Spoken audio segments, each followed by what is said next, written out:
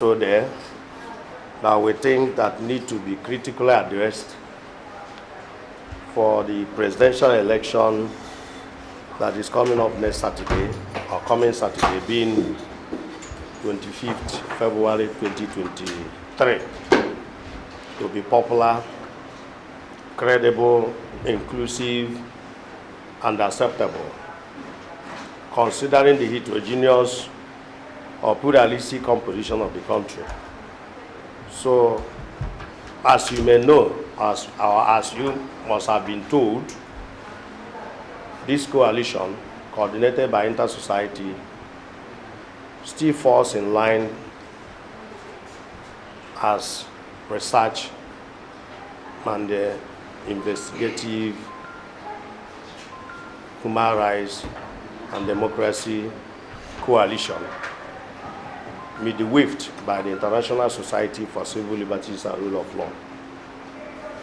So we have brainstormed and holistically, come up with these 11 issues for 2023 presidential election to be popular and acceptable. That definitely hinges on these 11 points. So let me quickly look at the 11 points. You have one here, 2023 presidential election, as Nigerians lack chance of getting the country back on track or pushing the country into intractable, complex uncertainties. There may be far-reaching consequences and social control system breakdown after 2023 presidential election if the presidency of Southeast extraction is controlled or denied. Elected presidency of the Southeast must pluralistically ensure equitable distribution of 19 top political and security offices among Nigeria's geopolitical zones. Then you have fueling youth uprising, or BOSOYE in bracket, mob action against Southeast political bootlickers and counterfeit Biafra agitators. The 2023 presidential elections and Southeast presidency project are violently disrupted or denied. Then you have, like in the 2019 presidential election, the Nigerian military must be stopped from militarizing and terrorizing the February 2023 presidential poll and paving the way for a determined outcome. Then you have also, like in 2019 presidential election, the January 2020 governorship Supreme Court, Imo governorship Supreme Court travesties of justice, the Nigerian judiciary must be closely monitored and stopped from a disgraceful outcome or repeat of the 2019 armada of electoral fraud or harakiri in the post-2023 presidential litigation. That is to say that days of Zainab Bukashua at the Court of Appeal and Mohammed Tanka at the Supreme Court must not be repeated. You go through.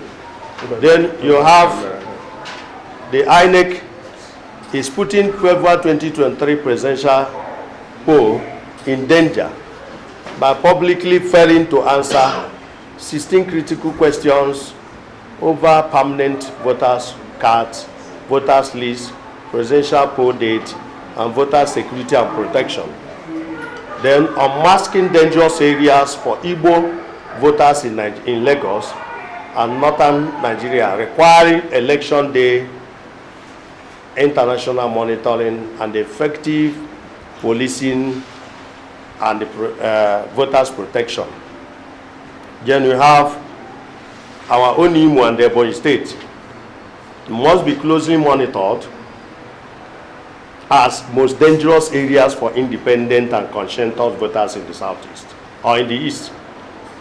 Of course, somebody recently who said is the outgoing governor of Kaduna State recently, took a swipe on Christians and what have you, by trying to, say one or two things, make derogatory remarks. So we have investigated and observed that 4,000, not less than 4,000 Christians died, and 6,000 others abducted in Kaduna since 2015 under A-Rufai over radical propagation of Muslim gubernatorial ticket. Because the Muslim presidential ticket originated from somewhere, and we have traced the route to the doorstep of Kaduna State. Then, of course, election day global search right and monitoring, a must in 12 presidential rigging northern state of Kano, Katsina, Kaduna, Jigawa, Kebbi, Sokoto, Zamfara, Borno, Bauchi, Yobe, Adamawa, and Niger State, so as to disallow 18 million projected dead votes from being injected by INEC into the February 25, 2023 presidential vote. So like this last one, we are going to have a table at the end of the reading of the text with instances, forensic findings from our investigation, right into this particular, dead zone as far as 2023 presidential election is concerned.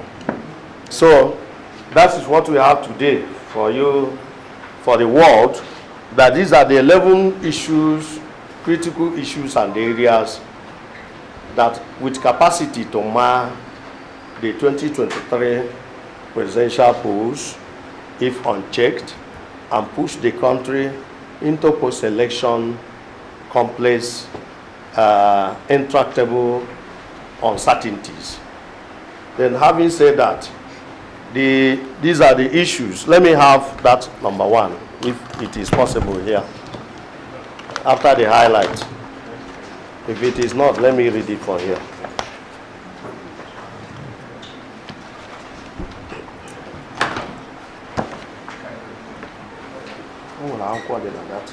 Sorry.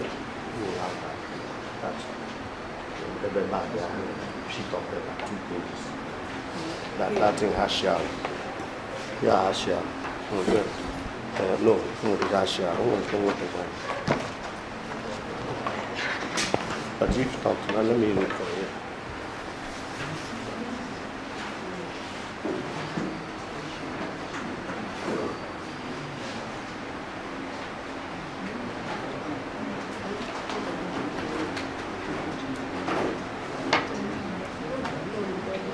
Well, no problem. No, if you can't find it, we can take it from there.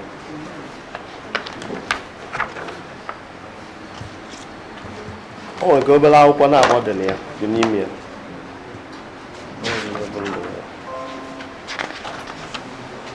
Did you see it? Go below one hour. So, but let us not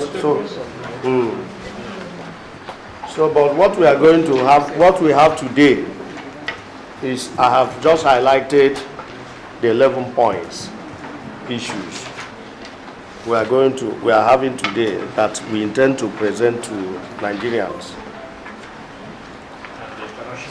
and the international community. We must have to understand the fact that this press conference has a lot of target audiences. We have the international community or international observers dimension to this press conference.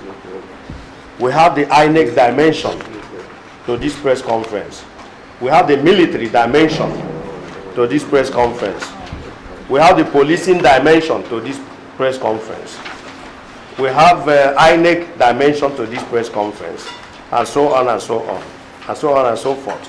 So this press conference is geared towards drawing the attention of the international community as well as other critical stakeholders in the country's electoral process to be mindful of these 11 key points, agenda or areas that must have to be addressed so as to prevent the 2023 presidential election from, from being roguish and thereby plunging the country into post-election compressed uncertainties. The importance of this press conference we had on 10th of February, the Int'l Society, as a matter of fact, has on 10th of February, written to 32 international democracies, informing them of these 11 points agenda. Let me use this opportunity to mention them because of their importance. We have EU, United States, those we wrote. The EU, United States, the UK is a participatory thing, so that when the reader is misstepping, you can come in and aid. At least we have professors and lawyers here. So it's participatory, so that it doesn't fall on the table of the reader alone. So like I said, we wrote the EU, European Union, US, UK, Canada, France, Germany, State of Israel, Italy, Switzerland, Belgium, Denmark, Scotland, Ireland, Spain, Czech Republic, Portugal, Norway, Finland, Austria, Netherlands, Sweden, Poland, Greece, Hungary, Bulgaria, Slovakia, Australia, the Vatican, South Korea, Brazil, Mexico, and the intergovernmental institutions such as the United Nations. And I can tell you that 95% of them received the letters written to them. So the essence of writing them is to inform them about what INEC, Nigeria's INEC, is truly cooking. You can look at an electoral empire conducting election and is battling with 1,241 court cases. 1,241 court cases. So because of owing to its shambolic preparations, corporate incompetence, and partisanship. So that tells you that it's not well, all is not well with what is going on in the country. So thank you. So this particular page summarizes everything. First of all, we are having issue with the fact that we must have to let the whole world to know that INEC is going into this election going by its constitutional competence and authority with 77.7 million citizens of voting age, Nigerian citizens of voting age, that is who are of what lawyers call full-blood citizenship. Full-blood Nigerian citizenship, disenfranchised. And let me tell you, there are two things to election in any country. The gateway, negatively, the gateway into election rigging is massive disenfranchisement of citizens of voting age. And it's a constitutional matter. You go to chapter 4 of the Constitution, is there. You find it there. It's also justiciable. You go to African Charter of Human and People's Rights, you have it there. You go to United Nations Covenant on Civil and Political Rights, you have it there. And so on and so forth. You go to section 12 of the Constitution that talks section 12 of the Electoral Act 2022 Electoral Act as amended. It's laid to bar who and who is to be registered as a voter. A citizen that has attained, a citizen, mark my word, a citizen that has attained 18 years and above. So, but here we have 77.7 million people disenfranchised. And if you, going by the United Nations projected population of Nigeria as at, 2022, Nigeria is a country of 218.5 million because we are unable to conduct census. So we are using United Nations estimate, 218.5 million people as at December 2022. 2022, and out of this figure, 55%, approximately 120 million, are citizens in the 18 years and above bracket. In other words, citizens who are eligible to vote, to be registered to vote. Now, out of this 120 million, 77.5 million, 77.7 million are disenfranchised. Now, INEC has given us statistics that Nigeria will be going to 2023 presidential election with 93.5 million registered voters. Now, you and I know that for the fact that you are a registered voter is not a guarantee for you to vote in any election conducted in Nigeria, except where you have PVC. Now, the question is not about the number of people registered according to INEC. The question is how many of them have PVCs. And apart from how many of them that have PVC, the question is, those people that have PVCs, are they citizens of full-blood Nigerian citizenship? Are they persons of full-blood Nigerian citizenship in accordance with, I think, Section 28 of the Constitution? Are they persons of full-blood Nigerian citizenship? Because if you have, for instance, in Nigeria, out of 93.5 million, is it 93.5 million registered voters, as they said, right now, from our own independent finding, the number of people with PVC are not more than 40 million. Now, out of this figure, 10 million have already compromised their PVCs and VINs. VINs means voter identification, voter identification number. 10 million have already compromised, because election is about conscience. When you vote conscientiously, we say your vote is what? A living vote. When you vote with your conscience mortgage, we say your vote is what? Dead vote. So we have only 40 million people with PVC, out of it 10 million have compromised. So these are the statistics. So it's not about telling us that you have, Nigeria has 193.5 million registered voters and blah, blah, blah, and all that. The question is, how many are conscientious PVC holders? So that is the challenge we have. And we have explained time without number the source. Because people will always ask you, how did you come about this 93, what do you call it, 77.7 million registered voters disenfranchised? And we have given the breakdown that includes 30 million unregistered voters, 20 million registered voters without PVC since 2019. That is to say, those registered in 2011, 2015, and 2019. Then 9.5 million newly registered voters who were majorly registered in 2019 without PVC, and 18.2 million new registrations that INEC frivolously destroyed.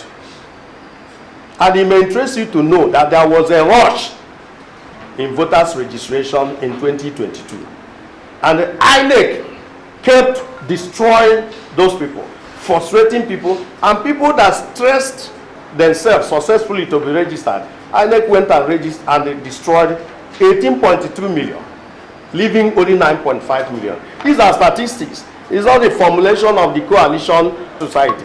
They are statistics. In fact, we are quoting official statistics from INEC sources. So these are the problem. So how can you tell me that you are conducting a presidential election, or you are going to give Nigeria a credible election, the beavers will work wonders, this and that? That is nonsense. INEC is incompetent. Is incurably incompetent to conduct free and fair election in Nigeria. And must also that a gateway into free, fair, popular election is enfranchisement of most, if not all, citizens of voting age. And today we are having 77.7 million disenfranchised. And you know the worst part of it? Why professors like my good friend Jerry Chukwuoko and others in the southern Nigeria, PhD holders, master's degree holders, and what have you, are here, you know, rioting. I mean, is it rioting or loitering the street, roaming the street, sorry, of southern southern Nigeria without PVC. Those living with disabilities in the north have PVC. Some of them, if not many of them. You know, I'm always conservative as a born again. So if not many of them have 4, 5, 6 PVCs. And yet here, professor doesn't have PVC. So what kind of election is that? So this is the challenge. Okay, now you came here and destroyed 18.2 million, and you accuse them of incomplete registration, blah blah blah, in southern part of the country. Up there in the north, you have millions of underage still flooding the voters list. And of course, I think that should be on 23rd January. INEC National Commissioner on Voter Education said clearly on Channels TV that they are cleaning underage from their record. Now the question, how many of underage have you cleaned? What is the status of the underage? And recently you conducted so-called PVC distribution. And up to today, you have not told Nigerians how that exercise went. How many children, Muslim children of underage, did you give PVC?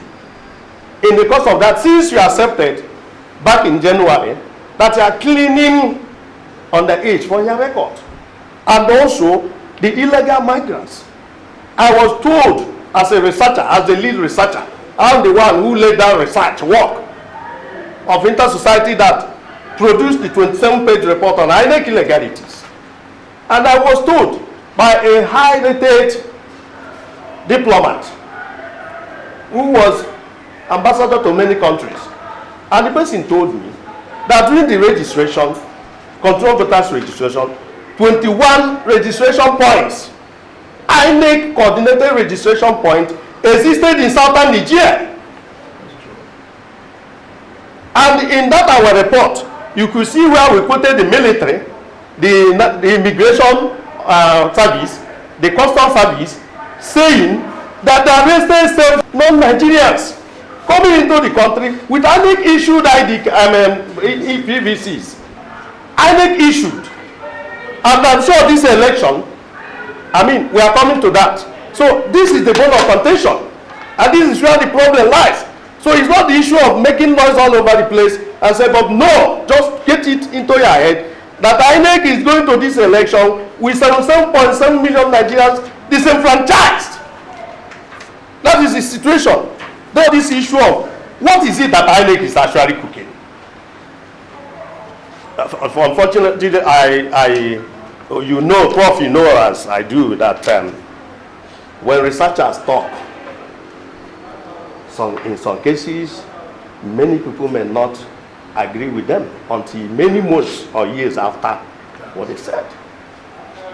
So, we have done this research and be able to unmask what INEC is actually cooking for Nigeria with respect to this election.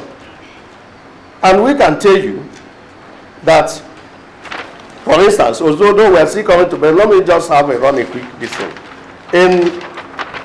I'll just give you a brief until we get to that point.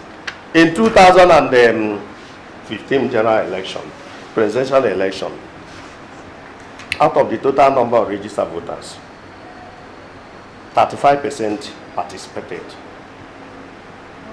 And that 35% happened to be 30 million plus. I'm not saying that all those that the figure given there were legit.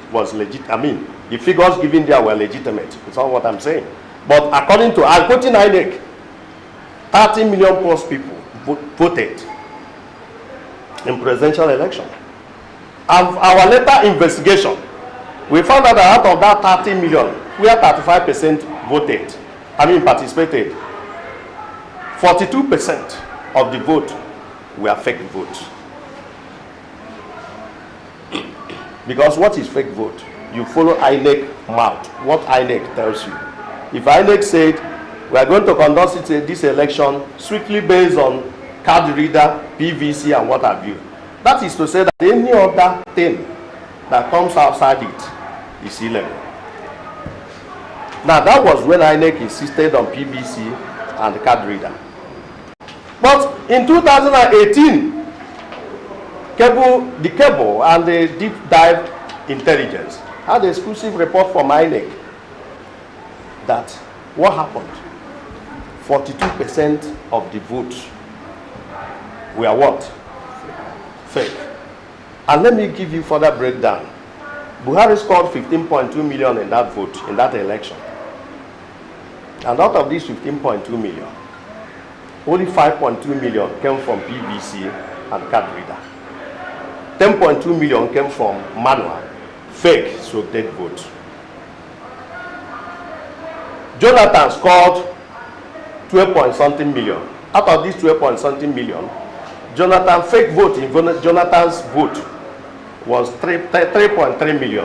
9-point-something million was votes that came from PVC and card reader. And if you look at it by 36 state representation and the FCT, Buhari got fake vote for southern Nigeria, 17 states in southern Nigeria, to the tune of 190,000, and got 10 million from 19 northern states and the FCT. Out of these 19 northern states and the FCT, Buhari got 7,655,000. That is, Buhari here also includes APC.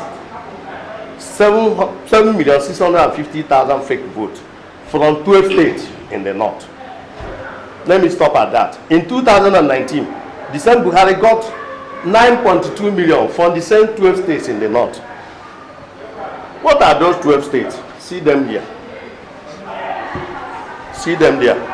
The 12 states where Buhari got 7,650,000 in 2015 and 9.2 million in 2019. Out of, in 2019, he scored 15.1 million. He got 9.2 million from 12 states. And you look at that figure there, both Sokoto, Yobe, what have you, and those, Kanu, Katsina, and what have you. So let's stop at that. Let's go to other things. We are still coming to that. Then we are emphasizing on the presidency of Southeast extraction. Very, very important. Presidency of Southeast extraction. If you look at these statistics here, we have explained the importance of the press conference. We are now on to presidency of the Southeast extraction has been denied since 1957 to 1960.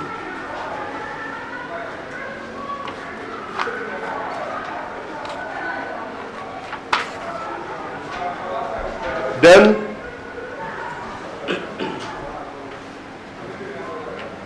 that chapter has to do with since 1957 for record.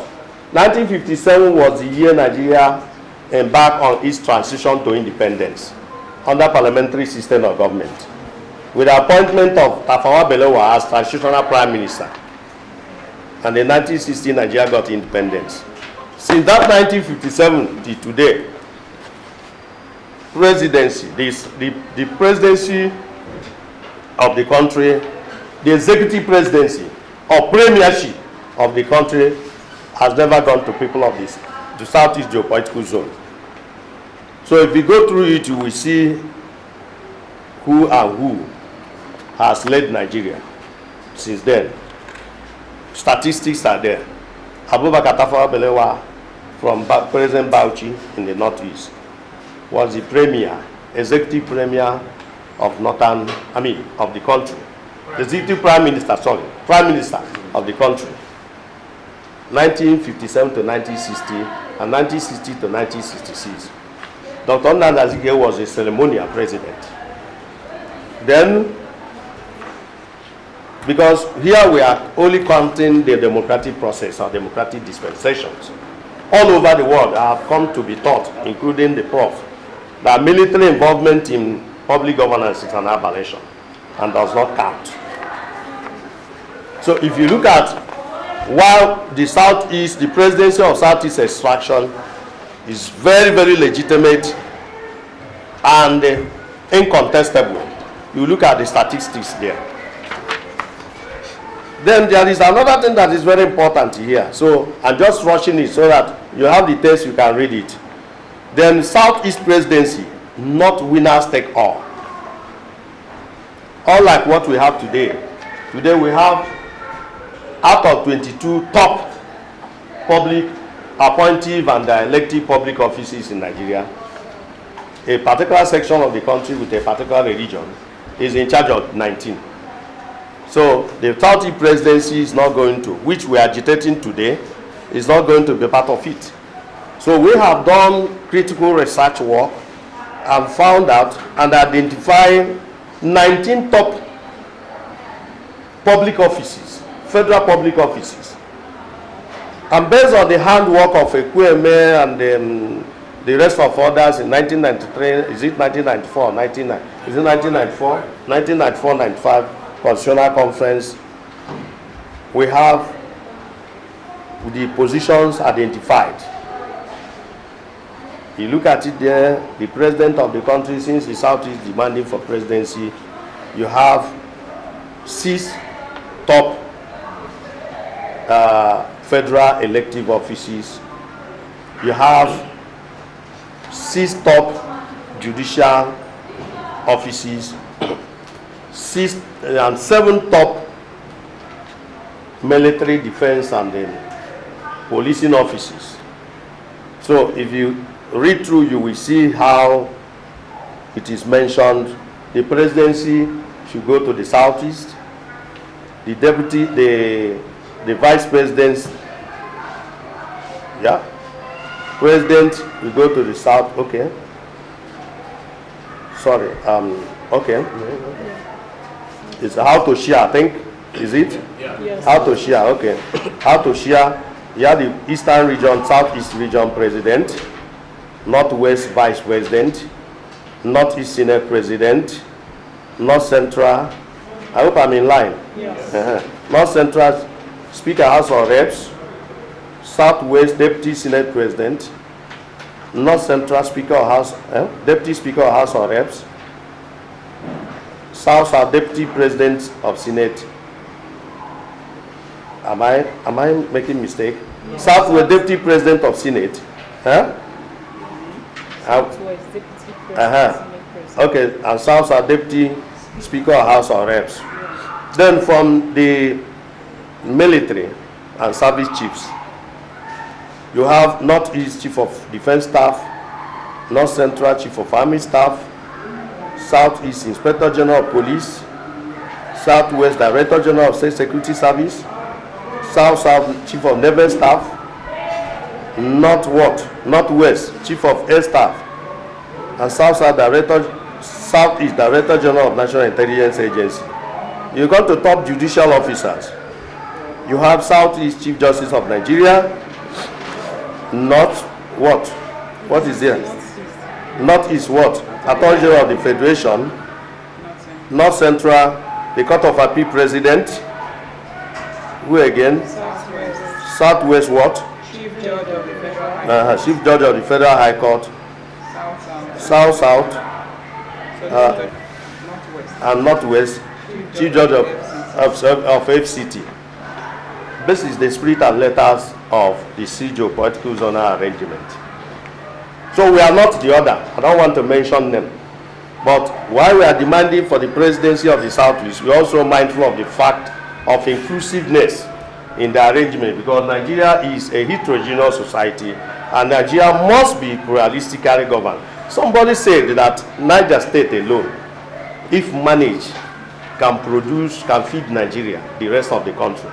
Now, the landmass of Niger State is larger than the entire landmass of the entire southern region. So that is the thing. And I will give you an instance of what happened in China. I don't know if you are aware. There is one man called Deng Xiaoping. He's a reformer. China was like this, like Nigeria. Everybody talking about religious jingoism, ethnic jingoism, and what have you. That man came and discovered that China has no place to call a parliamentary hall, a national parliament.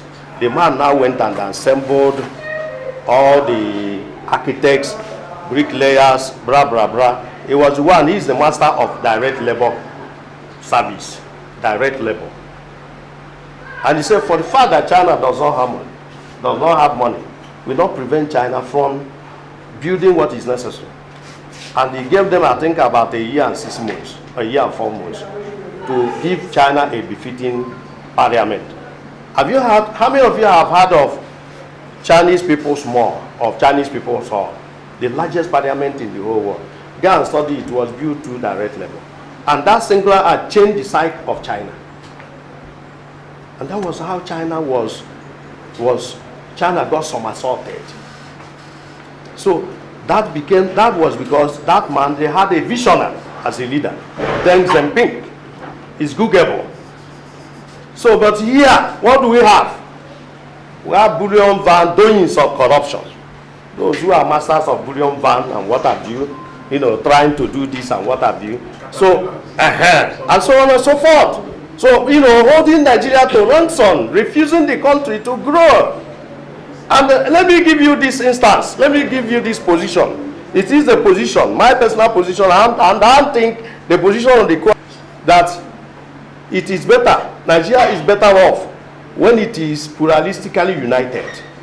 But whereby the people, the leaders refuse the country to be united pluralistically, then we look for another alternative.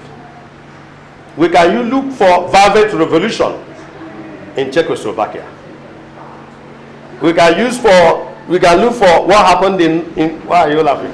We can look for what happened in Union of Soviet Socialist Republic after the crumbling of Berlin Wall in 1989. And in 1991, Soviet Union did what? Parted. And what? Into 15 what? States. Sorry, Prof, I don't want two of us to drive this vehicle too far. Let's come back to what we have today. So that is the thing. So if they refuse to allow this country to grow, to refuse to do that which is right, then I don't know the next thing to do for this country to somebody said, I think it was Brigadier General Paul Kagame, the current president of Rwanda. He was the leader of the Revolutionary Front of Rwanda in 1994, during the 1994 Rwandan genocide. Is it 94 or 1993? I think 1993 genocide. 1993 genocide. And at the point, the killings became so much to the extent that he was interviewed by Radio France International. And they asked him, General, why we noticed that these killings have suddenly stopped. What happened? And the man said, the killings have suddenly stopped, not because of changing of heart, but because there are few people left to be killed. So we don't want a situation where the leaders we have in this country end up in refugee camp. That is what we mean by complex, intractable complex uncertainties. It happened in Rwanda. If you remember the leader of Rwanda, Juvenal Habyarimana, he was not only killed by himself and his family members, ended up what? At refugee camp. So that is the essence of, so, but then again, federal judicial, there must be constitutionalization of distribution of public offices. You read it through, you see this thing. The sharing, the public offices in Nigeria, federal public offices in Nigeria, numbering 1,083, must be shared according to using the geopolitical arrangement. It's not in a situation where you have 90 90 commissioners of police, and the Southeast will be having one. It's arrant nonsense. And Northwest will be having 50. It's arrant nonsense. We can no longer exist in this type of stay in this type of country. So about book leakers and the counterfeit Biafra agitators. I have said this severally. We can no longer understand the language of some persons. That is the truth. We can no longer understand the importance, what these people are leading us to.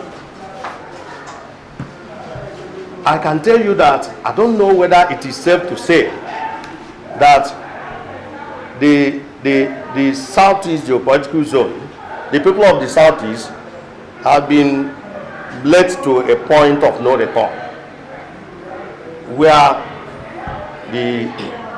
these counterfeit Biafra agitators, if you go through the paper here, you see that we have how many? I think up to 6 types of counterfeit Biafra agitators. It's just like when you talk of election rigging in Nigeria, there are more than 50 dimensions to election rigging.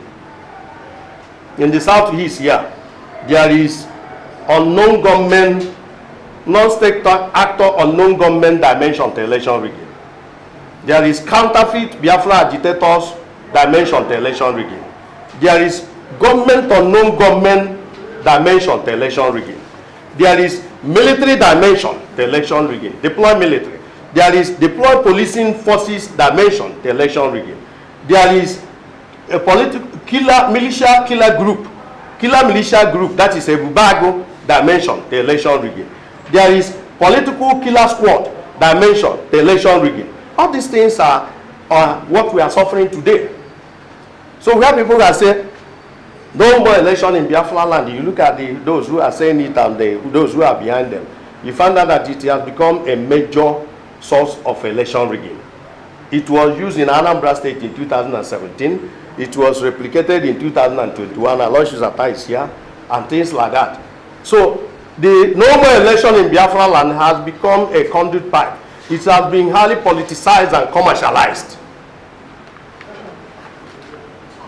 So to the extent that presidential candidates from outside the Southeast are even fairing it and funding it, using state-starched fund or stolen fund to recruit bootlickers here, strawmen, moles, for purpose of propagation of no more election in Biafra land. We don't even know where to go to. When you start a process as a criminologist, when you start a process, you look at the symmetric dimension, and that symmetric dimension of what you are trying to say. Is it? Are you matching the system symmetrically or asymmetrically? Where are you heading to? What is your mission? And so on and so forth. So we are very, very, very concerned over this issue of no election in Biafra land, because it is no longer business as usual. I think we have 5 categories of counterfeit Biafra agitators in Igbo land. You may not know that there are part of the counterfeit Biafra agitators comprising those citizens, non-Eastern citizens or non-Southeast citizens that were born 20 years ago here, born and bred here 20 years ago and above. They have now become an integral part of rampaging and ravaging deployed jihadist Fulani herdsmen. So we are here as researchers to unmask things that other people may not know.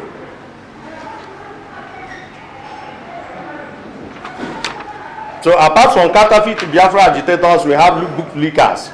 Those who are defacing. I can tell you that we have 4 candidates, presidential candidates from the Southeast. Unfortunately, the people we have, the mistakes we have in the corridors of power are ones behind, frustrating and sabotaging these 4 candidates of Southeast extraction. I know that, for instance, one of them belongs to a party that is in control of a state in the Southeast, specifically Anambra State. I've never seen the billboard or the man being elected here anywhere in Anambra State. But they are giving opportunity for candidates from other outside the state to come here and so on and so forth. So, I mean, that is why it is from investigation we have, I mean, the investigation we have carried out is strongly suggesting that youths are very angry. And the leaders have better watch themselves.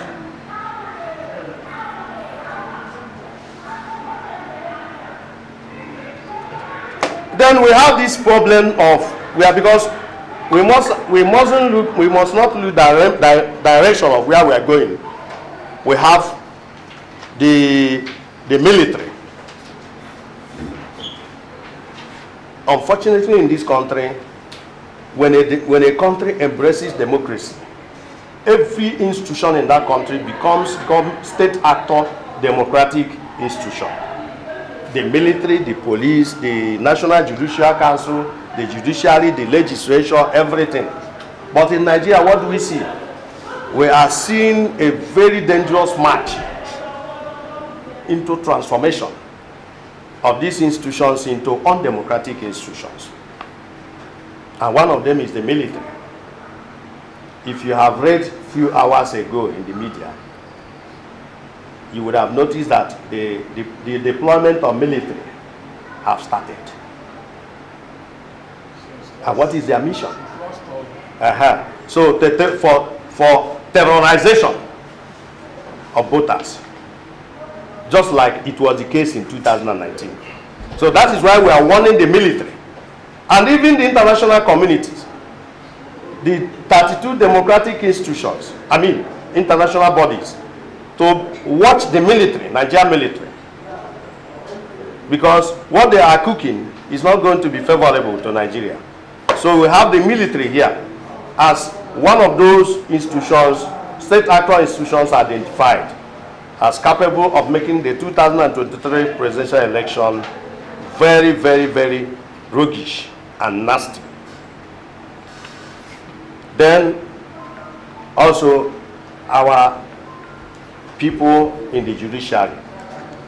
Judiciary has also been identified. If you look at what happened in the January 2020 Armada of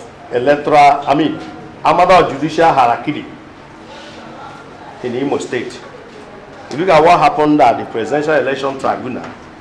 You look at the dark days of what is the name of that woman? Bukashua, what have you? Bukashua at the Appeal Court and Mohammed Tanko at the Supreme Court. The legacy they led is yet to be deleted from the annals of the country. Now they have started again.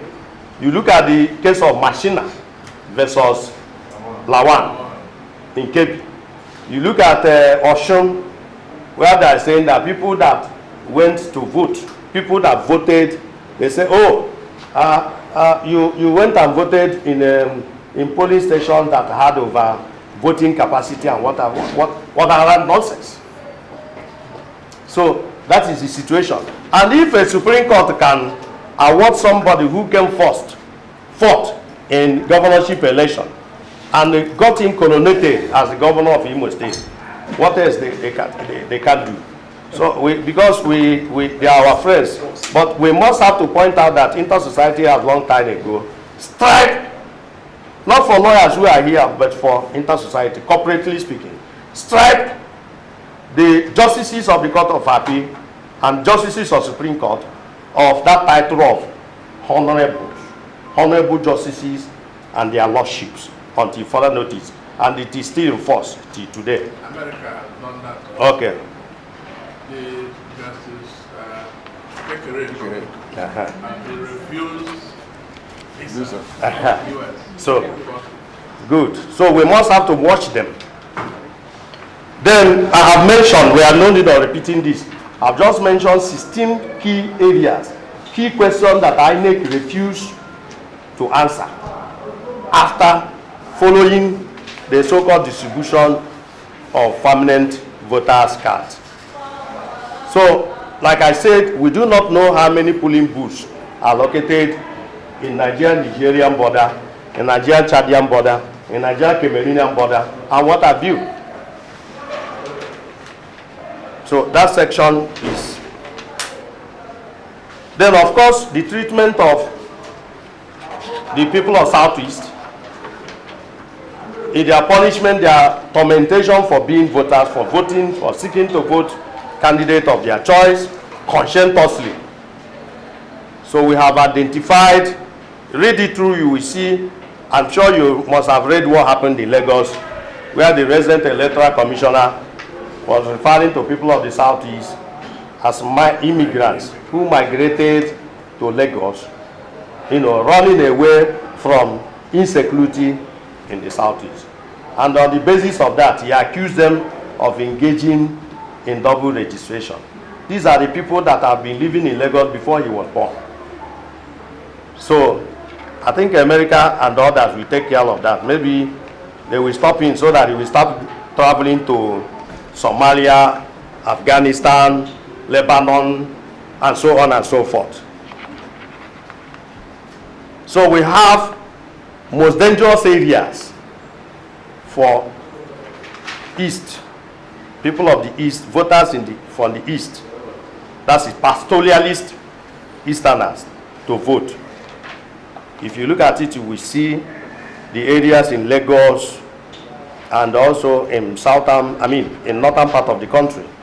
Kaduna, Gombe, Jos, Plateau, Kaduna, Kano, and so on and so forth. And of course, we identify Ebonyi and Imo State, I think so, as the most dangerous areas for Eastern voters in this coming election. You read it through, you will see it. Then one other area that is very important is Kaduna State, where the governor of the state recently made far-reaching derogatory remarks against Christians, against people of other faith and all that. So we are reminding him here that he is the architect. Is under him was this idea of Muslim developed. Under him. And under him, since he became the governor in 2015, not less than 4,000 Christians, mostly Christians, have been hacked to death, and 6,000 abducted because of radical propagation of Muslim ticket. So we have the history, the record of who and who had become the deputy governor of the state. There was this charter of equity in Kaduna State, where the deputy governor of the state is zoned to Christian, along other key positions. But this man came after 2015 election. In 2018, he changed everything. He nominated a Muslim as deputy, and on assumption of office in 2019, he made sure that the chief judge of the state, the speaker of House of Assembly, the majority leader, blah, blah, blah, all what? Zoned to what? Muslim. So, if you are talking about Muslim ticket in a country of roughly 50-50 Muslim-Christian composition, the origin of Muslim ticket came from Kaduna State under A-Rufai. That is the reply we have for him. Then, of course, finally we have presentation of these graphic tables. So I can get us that in, so let's conclude. So, yeah, it's self-explanatory in, let me use this thing because some people are afraid of this particular thing. I go, yeah? I didn't say this, so I laughed. No, we are facing the media. Now I'll be born again. So you see it now. I think all of us can see it. Can you see it? Okay. This is it. Self-explained. Graphic table 1. Presidential election 2015. 12 major presidential regions in Northern State. And the total manual show faith vote for Bulgaria and APC. What happened was in 2015, according to, are we listening? According to Keppel, be careful. If you Google, just Google December, is it? What is the date? December 8, 2018. You have it, I get. the cable and the deep dive intelligence. Publish exclusive report from INEC. Look at it here. How Nigerian elections, presidential elections are conducted in Nigeria. Look at it here. Look at it. Now, you have those 12 major leading states. Adamawa, Bauchi, Borno, Jigawa, Kaduna, Kano, Katsina, Kebbi, Niger, Sokoto, Yobe, Zamfara. What is the illustration? You look at it here. The number of fake votes. Just like I explained, if INEC says this election is going to be anchored on BVAS, IRF, PVC, only for you to find out that some votes, came from or have come from sources other than these three prescriptions. In the eyes of the law and convention, they instantly become what? Dead votes or dead stroke, manual stroke, fake stroke, dead votes. Now you have this in 2015, I insisted on the use of card reader and PVC. Look at this percentage, look at the scores. Look at the Adamawa, 296,000 plus dead votes, 27,000 votes from PVC. In Bauchi, 627,000 plus dead votes, 3 votes from. You see now you call it dead. That is, this one is living vote. This one is dead vote. Then you go to Borno, the Boko Haram ravage, insurgency ravage area. You have it here. Borno, what is it? 317,000 plus dead vote, 155,000 living votes. Jigawa, 241,000, 141,000 living votes. 744,000, sorry, dead votes. You go to Kaduna, 800,000, the home of 85. You can understand why 85 is talking the way is ranting. In Kaduna, his own Kaduna, 800,000, 122 dead votes. 5 what? 327,000 living votes. You go to Almighty Kano. Buhari, for Buhari, this is the vote for Buhari. These are votes for Buhari, not the entire 2015 presidential election. Vote for Buhari alone. Buhari got 1,358,000 plus dead votes. Living votes there, 545,000. You go to Katsina, his own state, 1,045,000 dead votes. Living votes, 299,000. You go to Kebbi, 490 what?